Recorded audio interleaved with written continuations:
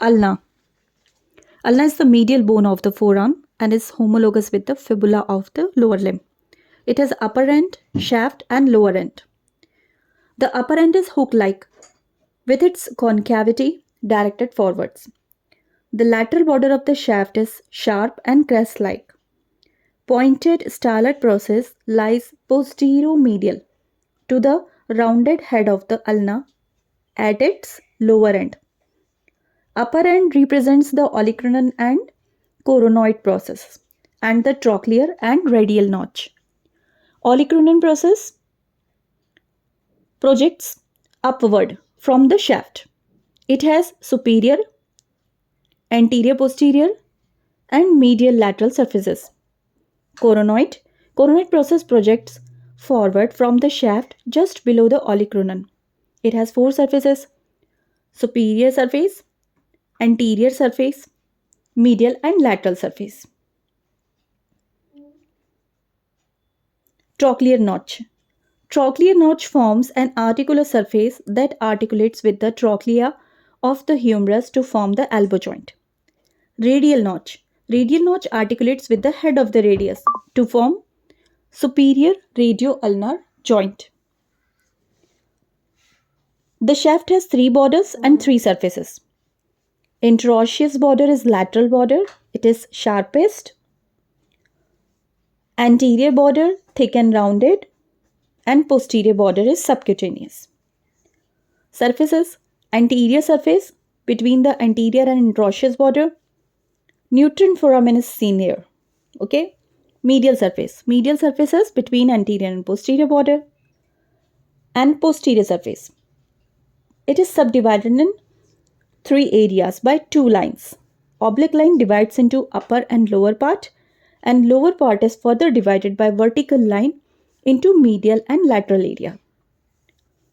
Lower end is made up of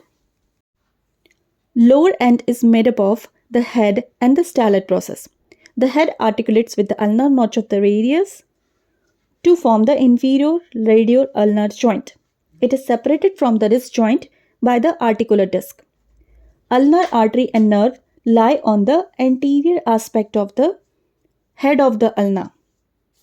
Styloid process projects downward from the posterior-medial side.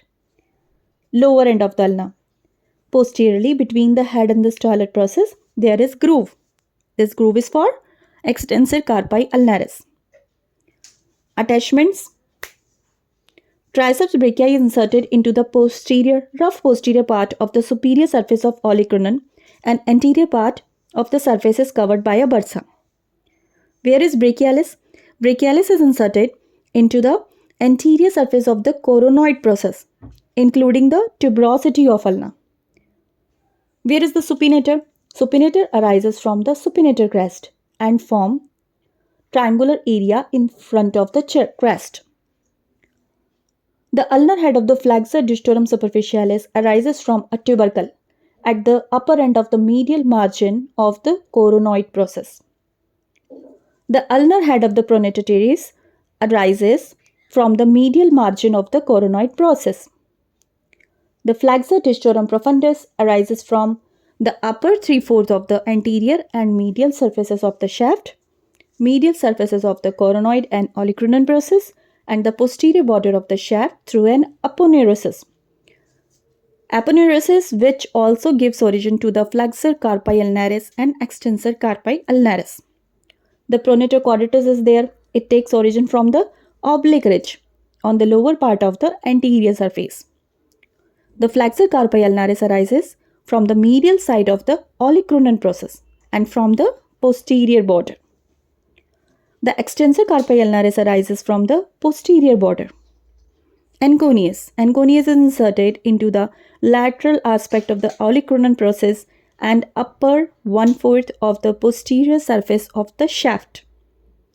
The lateral part of the posterior surface gives origin from above downward to the abductor pollicis longus, extensor pollicis longus, and extensor indicis. The lateral part of the posterior surface gives origin to three muscles. From above downwards, abductor pollicis longus, extensor pollicis longus, and extensor indicis. The interosseous membrane is attached to the interosseous border. The oblique cord is attached to ulnar tuberosity. The capsular ligament of the elbow joint is attached to the margin of the trochlear notch to the coronoid and olecranon processes. Annular ligament to the superior radio-ulnar joint is attached to the two margins of radial notch of ulna. The annular ligament of the superior radio-ulnar joint is attached to the two margins of radial notch of the ulna. Ulnar collateral ligament of the wrist is attached to the styloid process. The articular disc of the inferior radio-ulnar joint is attached by its apex to the small rough area just lateral to the styloid process. Now about the ossification, the shaft and most of the upper end ossifies from a primary center which appears during the 8th week of development. The superior part of the olecranon process ossifies from a secondary center which appears during the 10th year. It forms a scale-like epiphysis which joins the rest of the bone by 16th of year. The lower end ossifies from the secondary center which appears during the 5th year and joins the shaft by 18th year. This is the growing end of the bone.